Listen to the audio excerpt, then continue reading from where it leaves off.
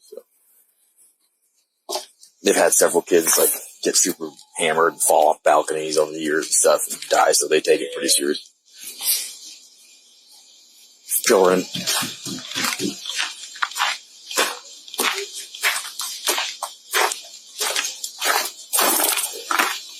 Come to the door, guys. Send whoever lives here down to the door. Send whoever lives here down to the door. The first thing I want to do is share with you guys a concerning video that I found. The reason it's concerning, if you've been here since Idaho, you know I've always called the dark side the organization because I didn't know what it was. And I knew that it had to do with afternoon traffic of drugs, guns, sex, people, the whole 9 yards.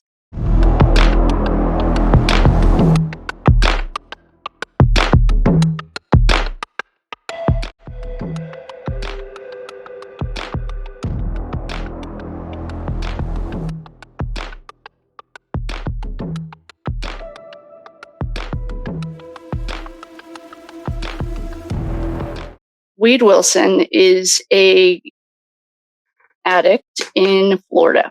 And right now, I don't really want to go into all of the details about Wade because that's not the point of this.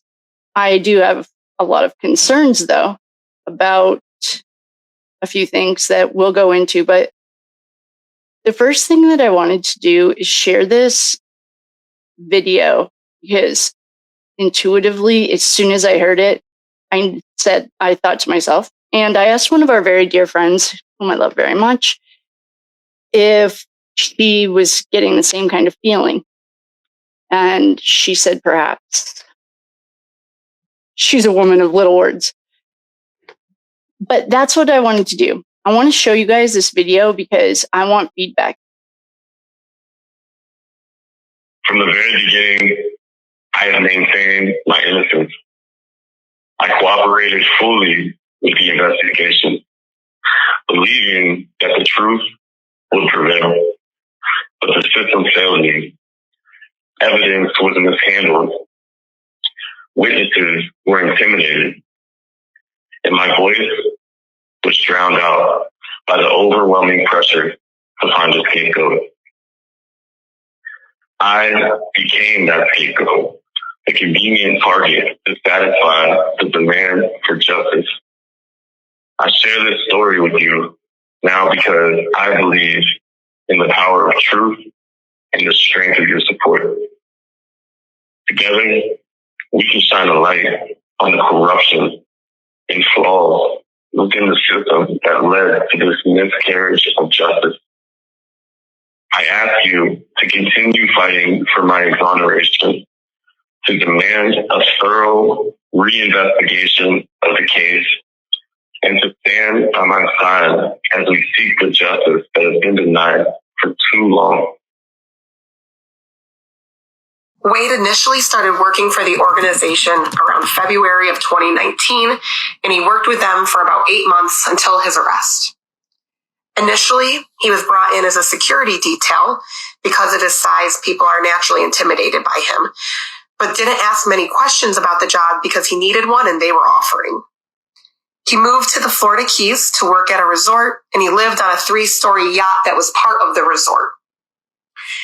Everything initially started out okay, but about 2 days after he moved to the resort, that's when the main boss, Eric James Brown, asked Wade to be part of his first meeting as another gentleman would be coming in and he needed to talk business. At this meeting is where Wade truly understood his role and why he was asked to be part of the business, again, to be security and intimidating due to his size. And he understood that the business had to deal with guns and drug trafficking. Wade made a comment that the gentleman at the meeting stated that they would make sure there was enough ice in the ice machines. Ultimately, ice is referring to meth. Wade then started to learn about the chain of command. Tommy Williams was second in command and the main drug runner. Wade then met Josh Mateo Luckish through Eric at the resort at a party they were hosting. Over time, Wade ended up becoming the second in command, and this upset Tommy because ultimately it kicked him out of his position. Wade continued to learn more about the organization as he got closer with Eric. He learned that a majority of the drugs were from Costa Rica because Eric lived there for 1 to 2 years in a penthouse. He also learned that there was a private airport nearby in Marathon, Florida, only about 15 minutes away from the resort. They also had multiple cigarette boats at the resort, the yacht Wade lived on, and later on, Eric purchased a 2-person plane that could take off from the water. They utilized these forms of transportation to get the guns and drugs transported from Costa Rica, Jamaica, islands and Bahamas, even more places, back to Florida. And if you see it, it's only going to be a couple-hour boat ride from the Florida Keys to Costa Rica. The organization controlled the entire Keys, all of the drugs and guns coming in and out, had power and control over many people who lived in what they call the trailers in the Keys, and they continued to expand through Florida and other states. Wade realized that Eric started bringing in girls from all over who were on their payroll. Started with strippers from Miami and the Keys, and then he started seeing women being transported in from Brazil, Australia, Costa Rica, Aruba, and other exotic countries. Wade started to put the pieces together to realize that they were dealing in human trafficking as well. Before he was officially introduced to the human trafficking side, he was required to meet Eric's mother, Sandra Stillwell Youngquist, who is truly the main boss of the organization. She came down to the resort in Con Key and interviewed Wade to make sure he was legitimate and was ready to be fully involved in their business.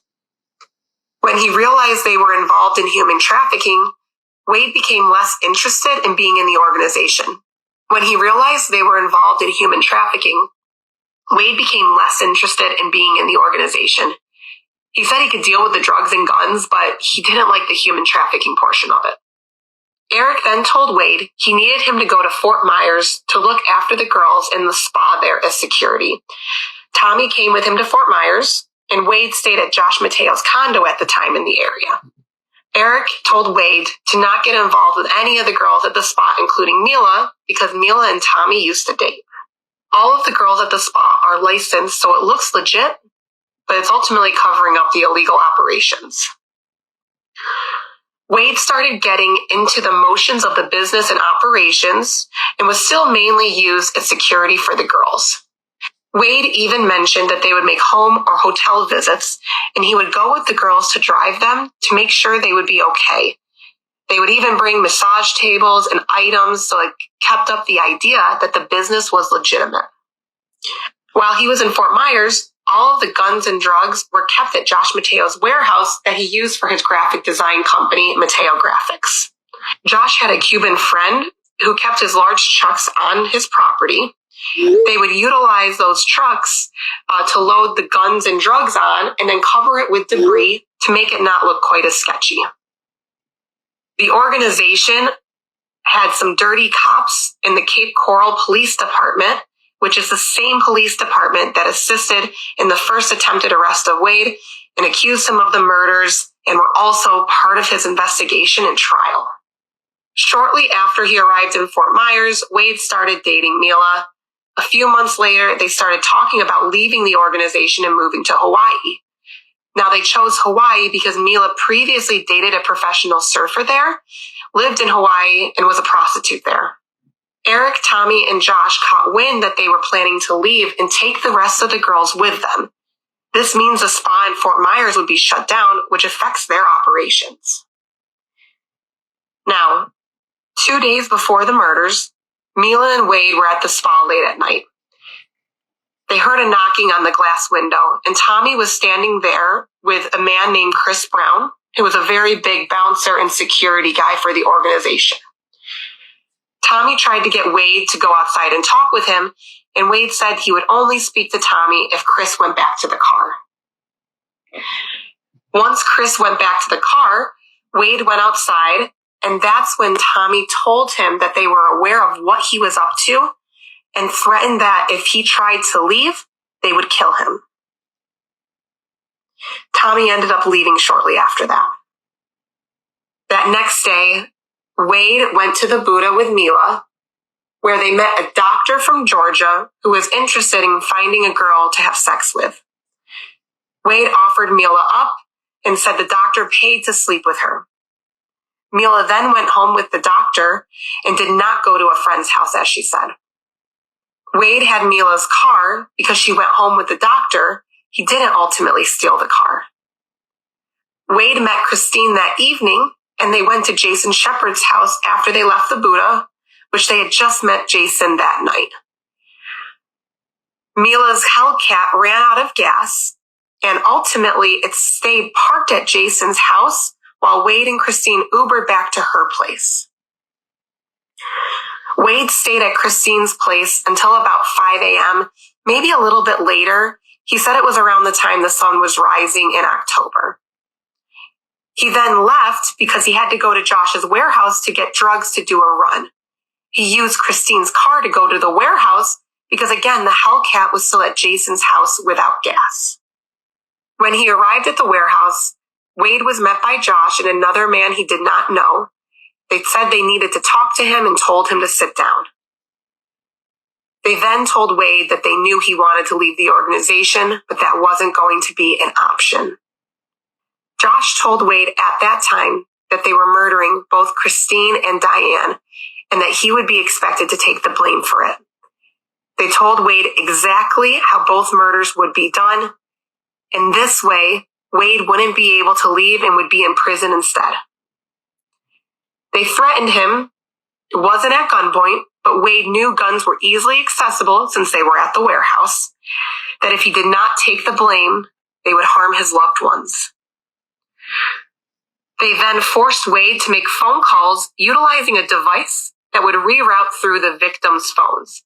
That's why there's evidence that Wade used their phones to call his biological father and Mila.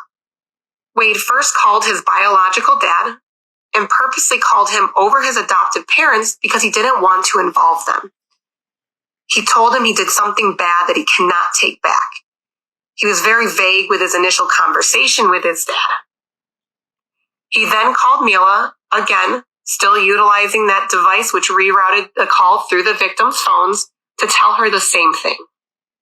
Once the calls were done, Josh told Wade that he was going to call the police to have them come and arrest him.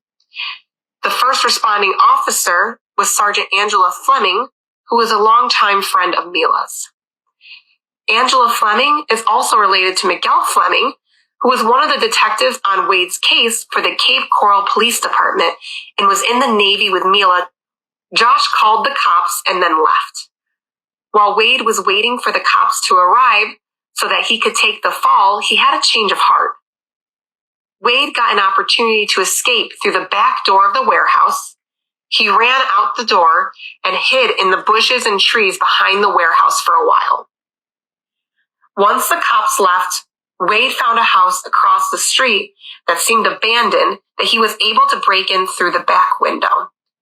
He said he stayed in that house for a few hours, mid-afternoon to later that night, while he figured out his next steps. He needed a place to be safe and think about what he could do. Later that night, he called his biological dad, and he told him he did something bad and needed help. He then gave him more information about the murders because Wade was ready to go to jail and realized that this was his only option to keep his loved ones safe. His biological dad said he would send him an Uber, but instead called the cops, which Wade knew he would. The marshals came shortly after to arrest Wade, and he was taken to jail.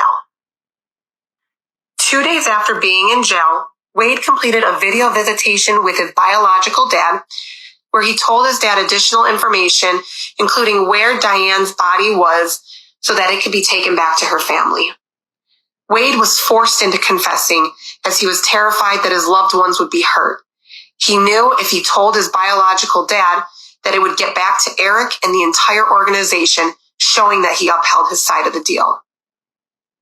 4 days after being in jail, Wade then confessed to the detectives for the murder, still concerned about his family's safety, and was hoping that this would get into the news, so again, Eric and the organization would see that he upheld his side of the deal. After 8 days in jail, it had still not broken on the news. Wade then took measures into his own hands and called Mila because he knew she would be working with the reporters. He confesses to the murders because he knew Mila would tell the reporters and it would get attention from media. Again, this would draw attention so that Wade could ensure that it got back to Eric and the organization, that he was confessing, upholding his end of the deal so that his loved ones would be kept safe. Less than a month after Wade was incarcerated, specifically on December 3rd, 2019, Wade's adoptive parents' house in Tennessee was mysteriously burned down, and Wade knew this was Eric and the organization attempting to kill them. That's when Wade decided he needed to retract his story because he realized the organization would still try to kill his loved ones. It took him some time to come out because he was hoping to not have a public defender and wanted to do it the right way with someone who would understand and be willing to stand up for him. Over time, he realized he would not get that and decided he needed to contact news to get his story out and retract his admission of guilt.